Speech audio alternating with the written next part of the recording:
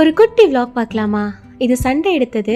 அஹனி பிரியாணி ஆக்கி ரொம்ப நாள் ஆயிடுச்சு. ஸோ இன்னைக்கு பண்ணிடலாம் அப்படின்னு சொல்லிட்டு மட்டனில் தான் அஹனி பிரியாணி பண்ணிட்டு இருந்தேன். இதோட டேஸ்ட் வந்து பார்த்திங்கன்னா ரொம்பவே சூப்பராக இருக்கும்.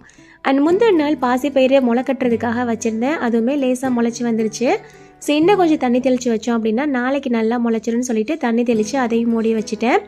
அதுக்கடையில் இந்த பக்கம் ரைஸ் வந்து பார்த்திங்கன்னா தம் போடுறதுக்கு ரெடி ஆயிடுச்சு. ஸோ மேலே கொஞ்சமாக நெய் ஊற்றிட்டு தம்மில் போட்டாச்சு.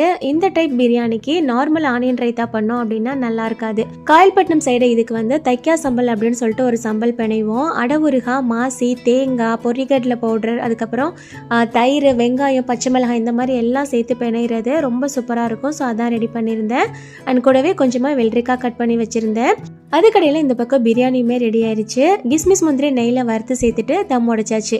பார்க்க வெள்ளையாக இருந்தாலும் இதோட டேஸ்ட் ரொம்ப ரொம்ப சூப்பராக இருக்கும். இன்ஷா அல்லாஹ் ஒரு நாள் லாங் வீடியோவில் ஷேர் பண்ணுறேன்.